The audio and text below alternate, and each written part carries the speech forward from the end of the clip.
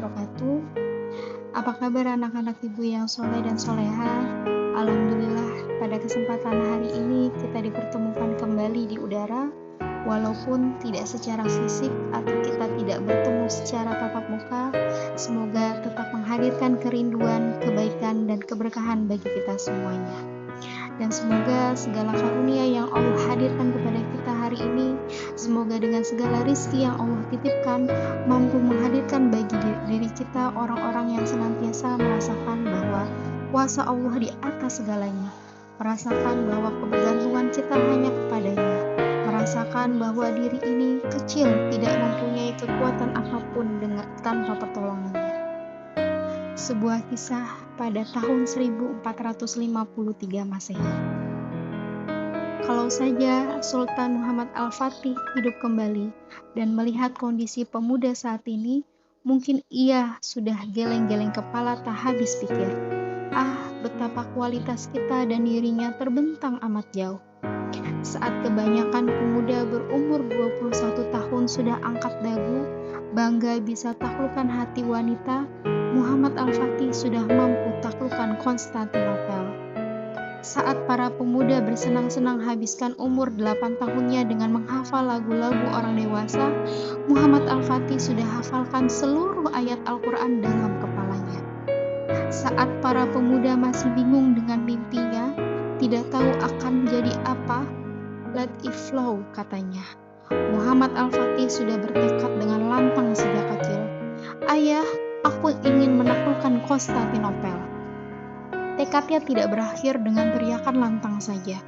Muhammad Al-Fatih memiliki visualisasi mimpi yang teramat jelas. Sejak kecil ia bersama ayah dan gurunya sudah memandang benteng Bizantium dari atas bukit. Nak, benteng itu yang akan kau taklukkan nanti, seru sang ayah. Muhammad Al-Fatih bahkan memiliki ruangan khusus berisi miniatur Konstantinopel, lengkap dengan peta dan strategi perang. Betapa ia tidak main-main dengan mimpinya. Saat para pemuda begitu mudah mengeluh, merasa punya segudang masalah dan tekanan hidup, lalu menganggap hidupnya akan berakhir sia-sia, Muhammad Al-Fatih sudah dibebankan amanah yang begitu besar bahkan sejak ia lahir ke dunia. Ia menjadi tumpuan harapan 3 generasi akan takluknya Konstantinopel.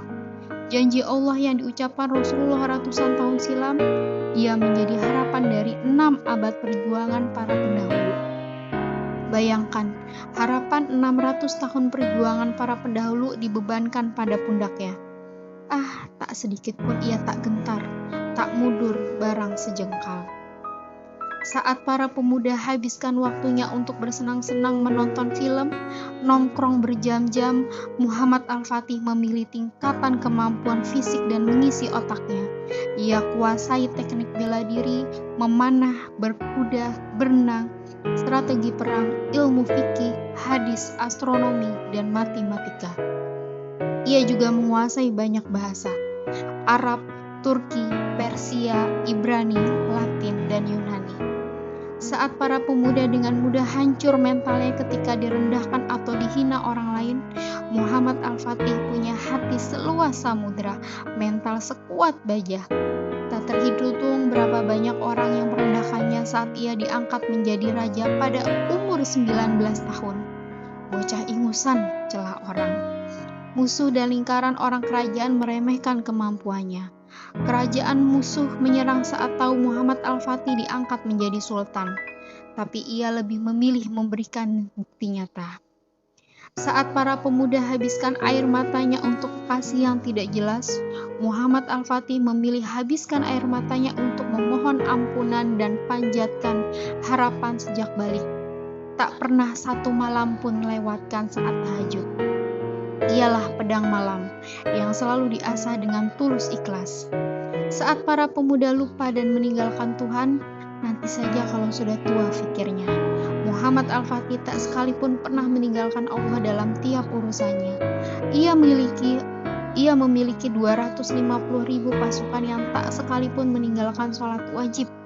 Ia laksanakan sholat Jumat sebelum menyerang Konstantinopel. Sholat yang safnya terpanjang dalam sejarah 4 kilometer, membentang dari pantai Marmara hingga Selat Golden Horn di utara takbir, bersahutan, menggetarkan semangat menggempur lawan. Saat para pemuda habiskan cara dan ide-ide cemerlang untuk meraih mimpinya, Muhammad Al-Fatih tak kehabisan cara, bahkan yang menurut orang gila. Yang ia hadapi ialah benteng Bizantium dibatasi laut dengan pagar rantai besi terbuat dengan teknologi terhebat pada zamannya, tak mampu ditembus selama 11 abad. Kokohnya benteng Bizantium tak membuat ia kehilangan akal.